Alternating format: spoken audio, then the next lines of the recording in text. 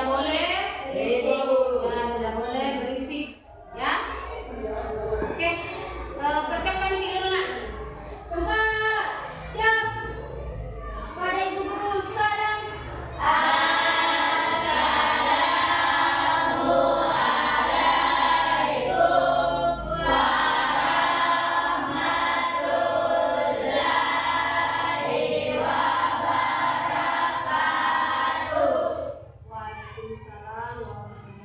wabarakatuh. Oke, dulu deh. Siapa yang tidak hadir hari ini? Hadir semua. Alhamdulillah ya, kita diberikan kesempatan sehingga kita bisa hadir kembali di pelajaran Ibu. Ya baik, sebelum kita memulai pembelajaran kita pada hari ini, Ibu sampaikan dulu tujuan pembelajaran kita pada hari ini. Jadi tujuan pembelajaran kita pada hari ini yaitu siswa mampu menjelaskan hukum baca alun sukun dan tanwin atau alun sukun dengan benar serta terbiasa membaca Al-Quran dengan disiplin. Kemudian yang kedua, memberikan contoh pada hukum baca alun sukun, tanwin dan mim sukun yang terdapat pada surah Al-Baqarah ayat 143. Jadi apa yang kita pahami mengenai atau pernah mendengar mengenai materi hukum bacaan sukun atau tanwin? Saya Bu. Nah, apa? Hukum kombinasi atau sukun dan tanwin adalah salah satu tajwid yang terdapat dalam Al-Quran. Iya, insyaallah ya. Jadi itu tadi yang disampaikan. Oke, kita lanjut. Mengapa kita perlu membaca Al-Quran dengan mengikuti kaidah tajwid? Saya Bu. Ya, kenapa kira-kira? Karena membaca Al-Quran harus benar sesuai dengan kaidah yang ditetapkan, harus sesuai dengan tuntunan. Oke, benar ya.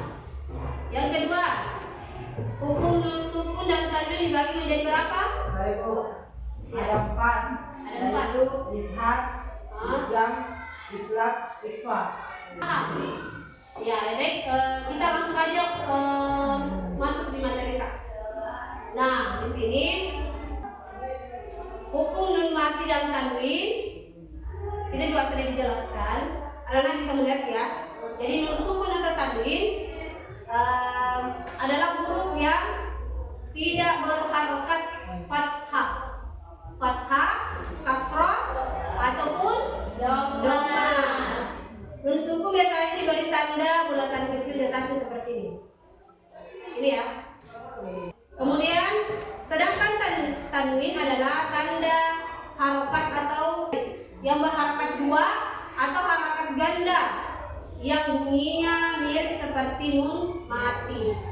Harokat ini menjadi baris yang melambangkan bunyi an, in, atau un sebagai tanda huruf hidup. Ini contohnya. Ini contohnya ya. Jadi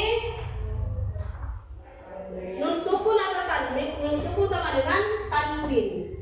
Oke. Jadi kita lihat contohnya, jelas contohnya? Ya. Nun sukun, ini huruf apa ini? Apa ini? Fathah. Ini Kasrah. Ini Dhamma. Kemudian apa bacanya ini? Nun. Sama dengan nun. Kenapa mesti sama? Kan beda di sini. Ini berharokat, kemudian ini tidak berharokat mati. Kenapa kira-kira? Lagi-lagi kita katakan bahwa nun sukun dan tanwin itu sama. Jadi apabila nun sukun atau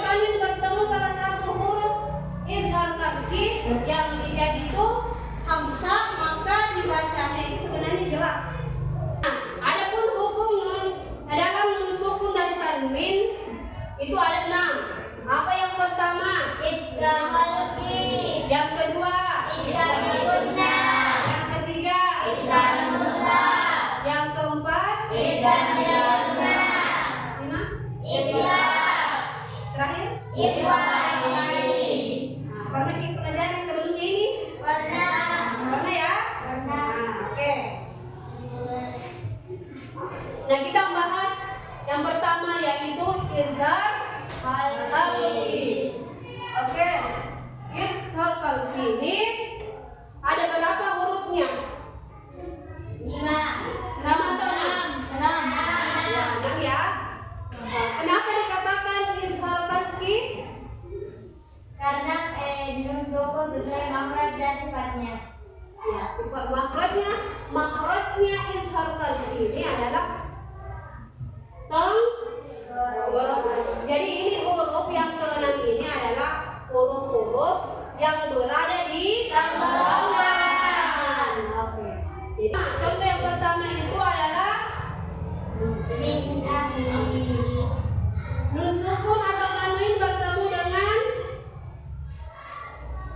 huruf apa ini? A. Min ahli.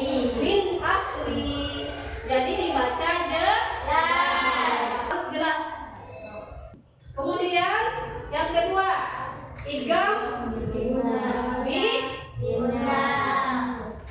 idgham bigunna itu mempunyai huruf ada 4. Jadi nun sukun atau tanwin bertemu salah satu dari huruf-huruf bigunna ini.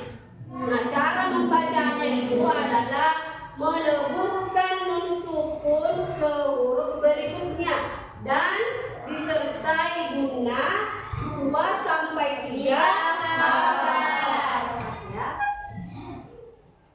Oke, kita lihat contohnya ya. Nah, ini contohnya. Bagaimana cara membacanya, Wakia? Apabila nun sukun atau tanwin bertemu ya?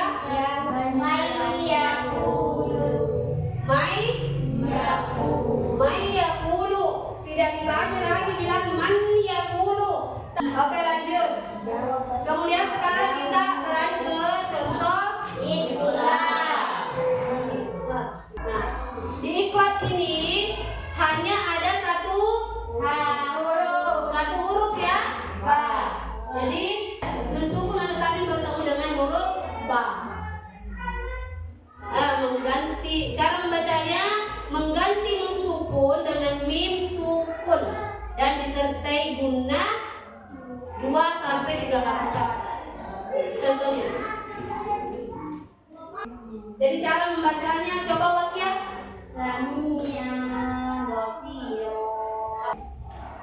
Kemudian yang terakhir.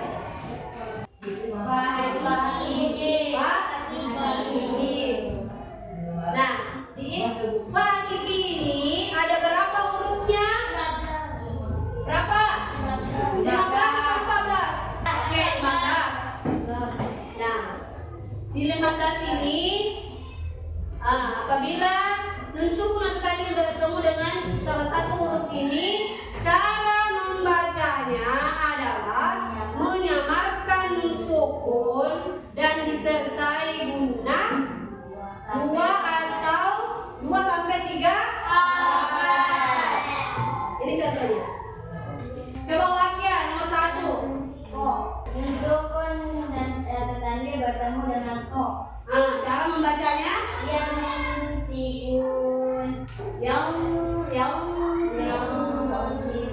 bukan tahu nun sukunnya. Tidak jelas itu nunnya.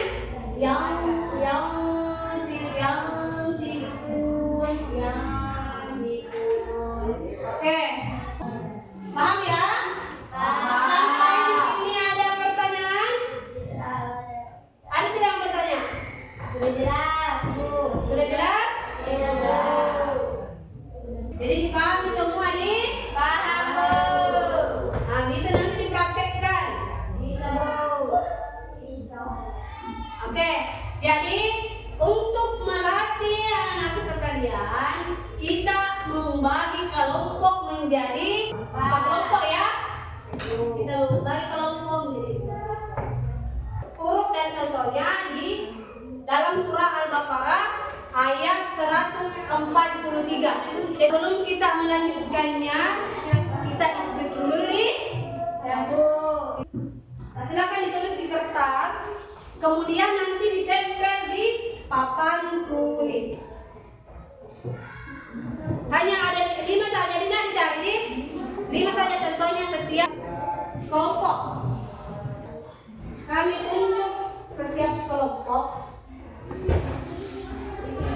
untuk naik berdasarkan itu hasil yang kita dapat di. Jadi kelompok 1 dulu yang naik di. Oke, kelompok 1 silakan naik berdasarkan hasil apa yang kita dapat. Silakan tempel di atas. Silakan ditempel. Oke, coba dibaca. Contoh yang pertama apa? Apa? Oke. Dilanjut naik kelompok 2. Silakan naik bersama.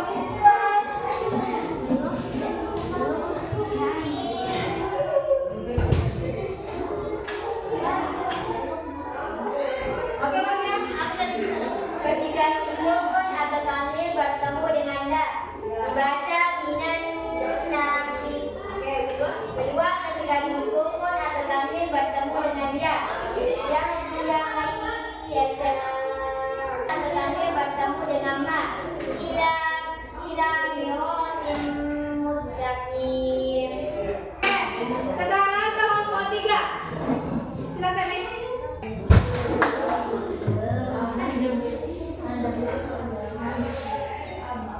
Oke.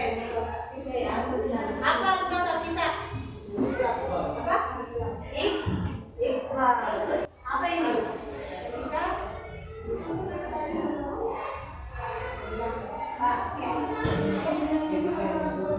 apa jadi? Oke, yang kedua.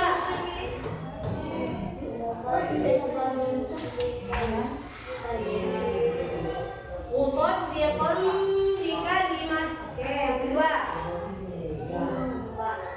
Rimba.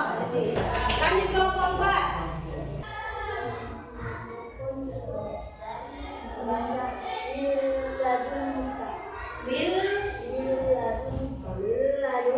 Inilah tadi hasil dari kelompok 4 ya. Luar biasa cara menyampaikannya, meskipun suaranya masih perlu ditambah. Jadi, masya Allah ya, anak kalian sudah mampu untuk menemukan contoh-contoh tugas yang diberikan. Baik, untuk selanjutnya kita akan kasih dulu. Dari mulai pertama yang menjelaskan, ada pertanyaan dulu, ya hanya 2. Oke, pertanyaan pertama, kira-kira apa yang kita pahami selama mulai dari awal sampai terakhir yang ibu sampaikan? Kira-kira apa yang kita paham tentang hukum bersukun dan tanwin? Ada yang jawab? Ya, Fajri. Hukum bacaan ini tidak hanya berorientasi pada kemampuan membaca Al-Quran, tetapi juga sebagai bekal untuk kehidupan sehari-hari, seperti membaca dengan tertib dalam ibadah. Oke. Yang kedua, apa kira-kira langkah-langkah anak-anak sekalian yang bisa kita ambil dan untuk memahami materi agar lebih baik ke depannya? Siapa? Oke, Alvin. Apa Alvin? 1. Fokus saat sedang belajar. 2. Mencatat pokok-pokok materi. Oke, yang pertama tadi apa? Fokus saat sedang belajar. Fokus saat belajar. Yang kedua, Mencatat pokok-pokok materi. mencatat pokok-pokok materi. Ada yang bisa menambahkan yang lain? Bagaimana caranya kira-kira itu kalau misalnya kita apa kira-kira langkah-langkah Kak, supaya kita bisa memahami materi ini? Memperhatikan guru saat menjelaskan. Memperhatikan guru ketika menjelaskan. Ya, masya Allah artinya dari mulai pertama sampai akhir anak-anak sekalian bisa fokus sampai akhir-akhir dan mampu juga mengikutkan sedikit. Nah, untuk itu ibu ambil kesimpulan ya. Kalau saya ibu mengambil kesimpulan bahwa tujuan kita mempelajari hukum bacaan ini tiada lain adalah untuk memperbaiki bacaan kita, bacaan Al-Quran kita, bacaan sholat kita, atau lebih bagus bacaan tak. Karena beda penyebutannya, beda arti. Jadi itu pentingnya mempelajari yang namanya hukum tajwid. Nah, jadi insya Allah minggu kedepannya nanti kita akan melanjutkan materi kita dengan bab yang sama, namun materi yang lain insya Allah kita akan pertemukan kembali. Oke, baik. Ibu rasa cukup untuk pertemuan kita pada hari ini. Kita bersama-sama menutup dengan mengucap Subhanakallahumma bihamdik, Subhanallah wa bihamdihi, asyhadu an la ilaha